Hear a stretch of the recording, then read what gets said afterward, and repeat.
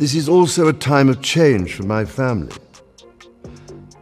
As my heir, William, he succeeds me as Duke of Cornwall and takes on the responsibilities for the Duchy of Cornwall.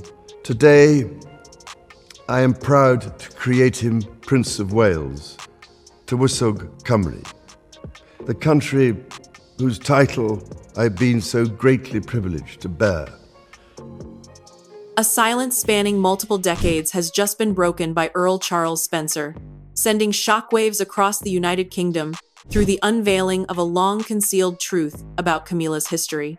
This evidence vindicates the late Princess of Wales, proving her suspicions were grounded in reality rather than paranoia. She was the focus of a coordinated operation.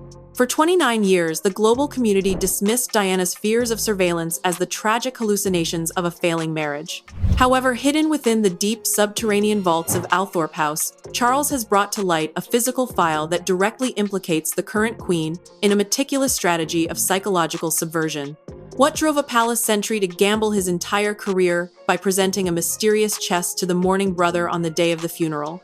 Furthermore, what specific damning directives did Camilla leave behind that were intended to remain buried forever? What dark secrets reside in these pages to make the crown shudder? And how will the populace respond now that the anxiety they were told to ignore stands exposed as a calculated trap? The dawn at Althorp arrived with an eerie, heavy stillness, the sort of quiet that actively oppresses the senses rather than merely lacking noise. Standing before the fortified iron-bound entrance of the lowest basement archive was Charles Spencer, the 9th Earl. Though he had bypassed this threshold thousands of times over the previous 29 years, his hand had never once turned the knob. On this specific day, he felt an agonizing compulsion that transcended mere inquisitiveness. Shifting the lantern over to his left hand, he watched its beam pierce the dusty, stagnant atmosphere. The sharp crunch of his boots against the stone floor reverberated with excessive volume, mimicking a solitary heartbeat within a vacant cavern. His mind drifted back to the funeral service, the suffocating weight of worldwide sorrow, and the predatory way broadcasting lenses devoured the family's torment.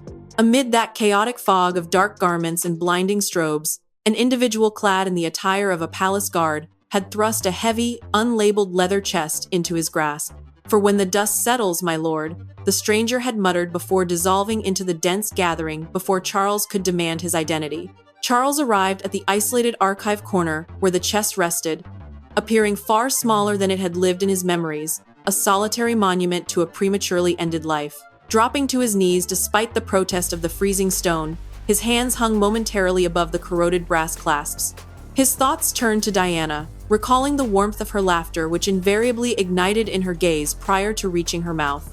He then visualized her diminished state during her final chapters, a mere ghost of herself who constantly scanned her surroundings, utterly certain that the very masonry of Kensington Palace was eavesdropping. Gripping the fastener, Charles recollected a final exchange shared with Diana mere weeks ahead of the fatal crash. She had offered him a silver fountain pen, her fingers pale from the intensity of her grip, warning him that if anything should happen, he must seek out the items intentionally hidden from sight. Lacking comprehension back then, he understood fully now as he forced the latch, which surrendered with a piercing scream of warped iron.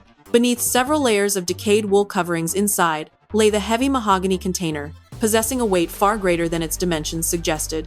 A dark, threatening wax seal remained undisturbed until he fractured it with his thumbnail, causing the fragments to flake away like dried, encrusted blood.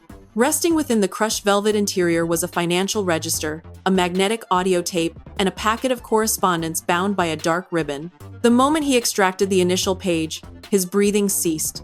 The elegant, tilted penmanship was instantly recognizable from the countless official galas of his past. The signature inscribed at the base read Camilla, causing Charles to feel the room spin on its axis as he sank back, the subterranean chill penetrating his frame. The quiet of the cellar transformed instantly into something lethal. He was no longer holding mere stationery, but a volatile explosive capable of shattering the royal institution. As the master of Althorp, his position was anchored in hundreds of years of noble heritage, yet that immense wealth and ancestry felt like a brittle veneer. His entire existence had been dedicated to safeguarding a lineage, yet here lay the naked truth regarding the woman who populated the backdrop of his youth, the figure whose shadow pursued his sister until her final breath. The morning atmosphere at Althorpe grew sharp and metallic, delivering a frost that penetrated Charles's heavy wool knit as he carefully relocated the mahogany container up to the estate library. This sanctuary of immense privilege, lined with leather-clad premier editions and portraits of royal-serving patriarchs, suddenly mirrored a confinement cell. Believing he could not even rely on his most faithful manservant among the staff, and fully aware that his estate's bedrock rested on histories the monarchy preferred to omit, he required an outsider. He sought an individual detached from the ruling class who viewed reality strictly through undeniable verification. Utilizing his encrypted satellite device, he punched in a sequence unused for years, prompting Arthur Pendleton to pick up on the second alert with a voice resembling ancient parchment. "Charles, a significant duration has passed since you last pursued a ghost," remarked the retired intelligence analyst. Waiving all formalities, Charles responded, "I possess an item demanding the scrutiny of the solitary individual I believe in, Arthur. It originates from 1989, and it concerns her." A prolonged, tense silence stretched across the line, the specific type shared exclusively by operatives who understand the crushing load of classified truths. Arthur identified the subject instantly, having privately scrutinized the contradictions within the Paris disaster security briefings before being ordered by administration to incinerate his findings. He had existed in voluntary isolation within a secluded Cotswolds cabin ever since, choosing his moral integrity over his profession. "My arrival will be prior to midnight," Arthur murmured in a subdued tone, adding, "But Charles, if these materials match my suspicions, this transcends a mere palace scandal. This signifies open warfare."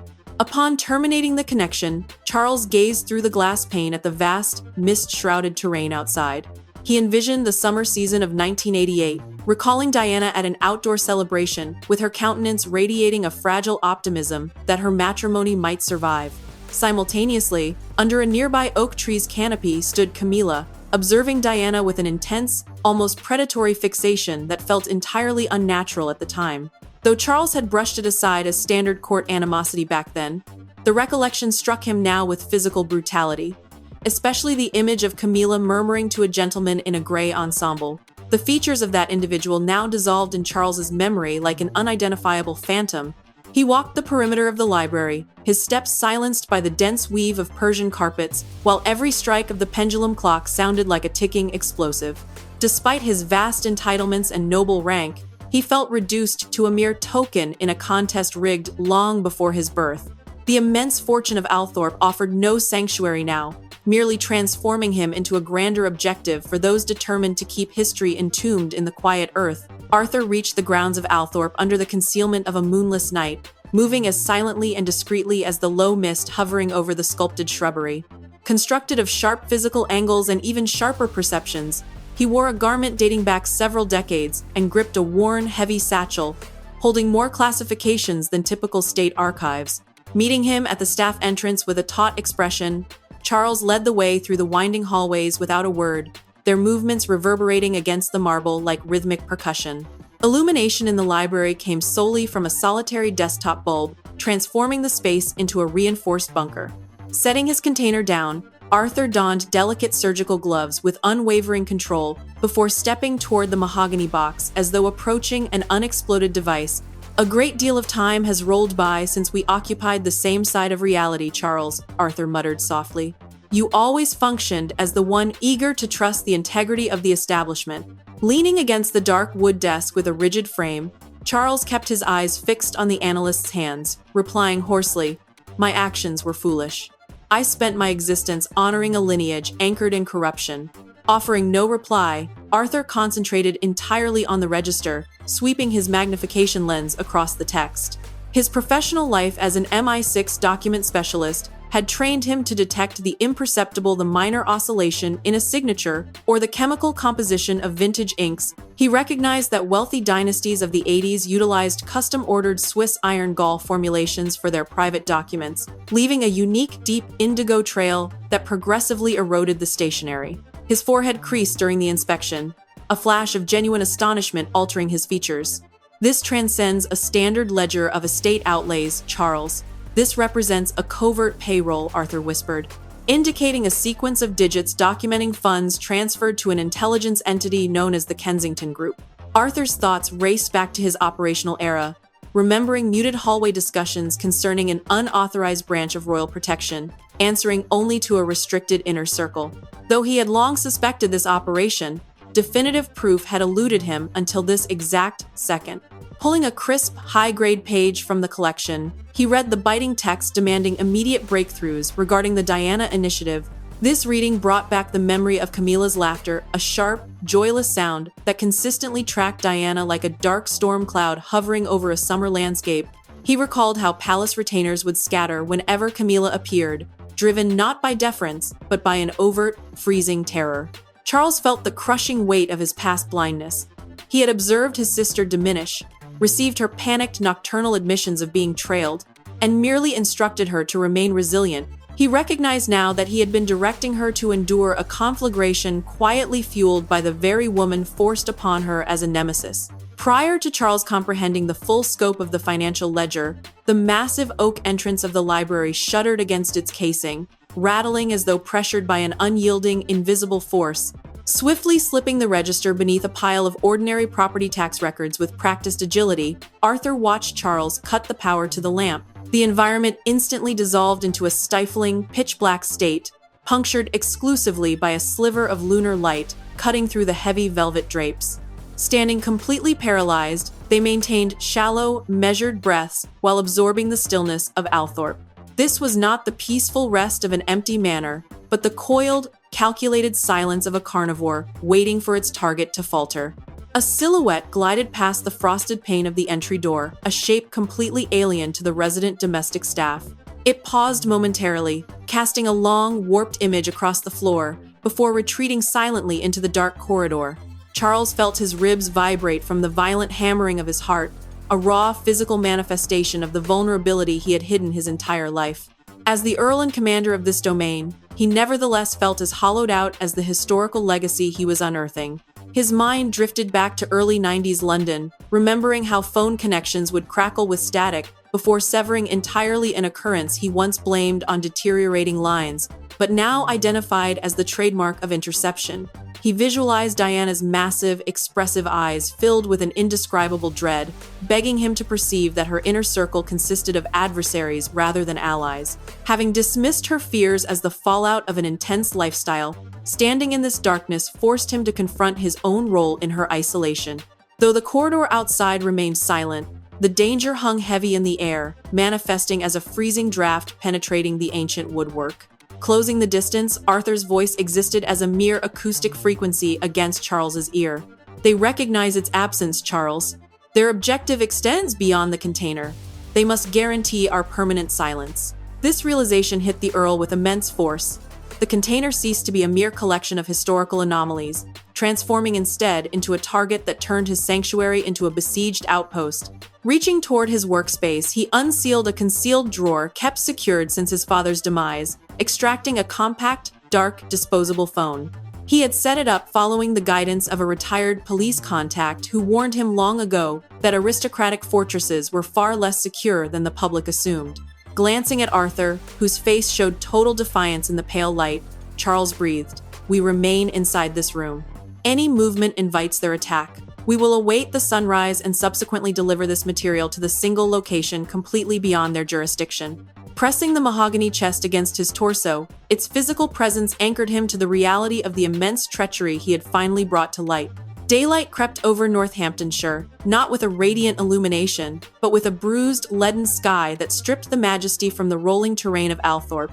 Neither Charles nor Arthur had found sleep, remaining anchored to the library by the sea of records strewn across the dark desk. While the immediate threat in the hallway had dissipated, the air remained dense with the suffocating reality of their discoveries.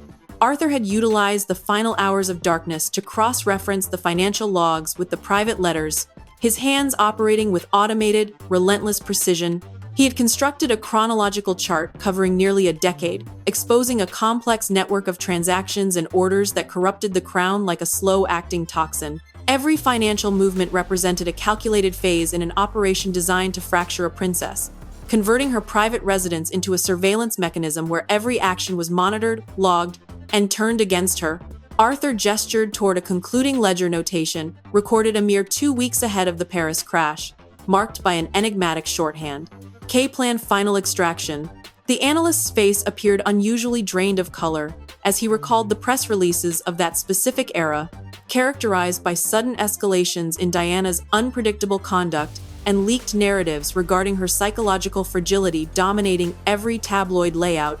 Having accepted those accounts back then, alongside the rest of civilization, he now recognized those stories were not random disclosures, but calculated operations. Camilla had functioned as far more than a romantic adversary. She was the mastermind of a psychological siege.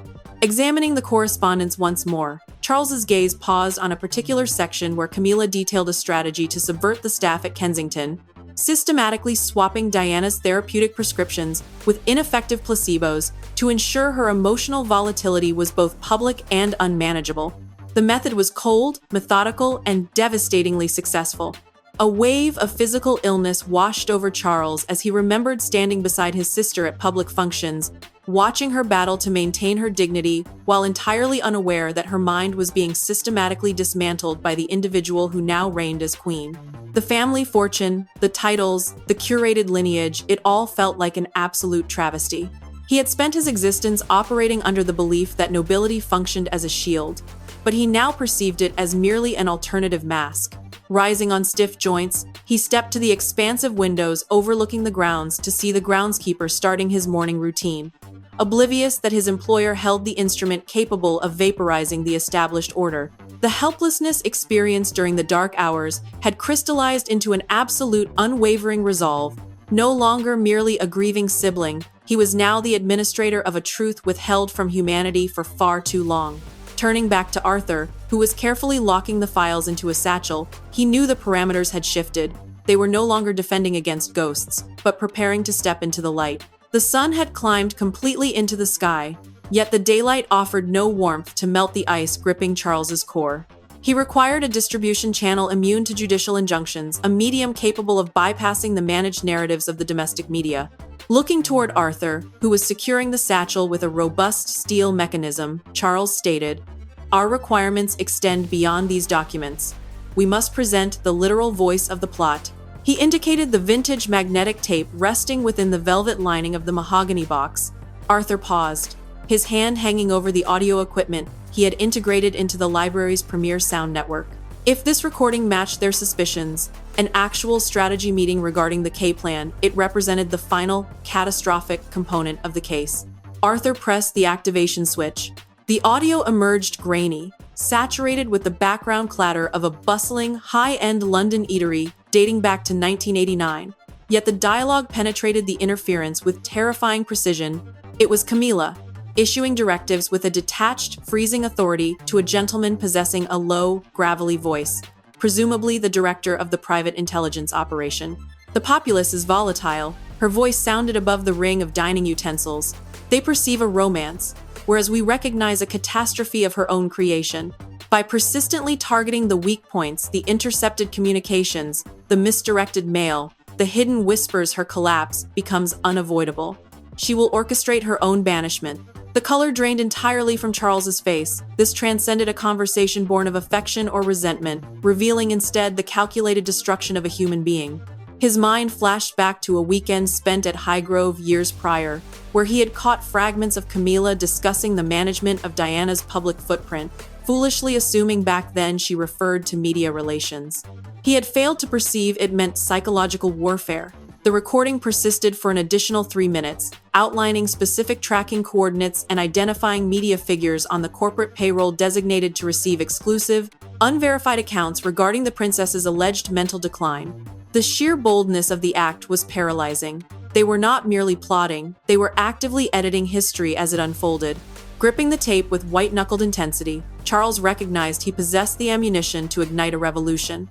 Yet he simultaneously held the material to become the nation's most targeted individual. He observed the disposable phone resting on the wood surface. His entire existence had been governed by the protocols of the highborn, operating under the assumption that leadership shared a baseline of honor. He had been utterly mistaken.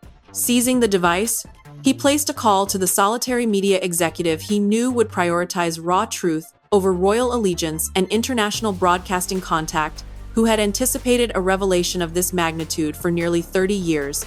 The era of concealment had reached its conclusion. Charles Spencer is seated beneath the unyielding intensity of broadcast illumination, his garments perfectly smooth, his countenance reflecting a calm, destructive determination.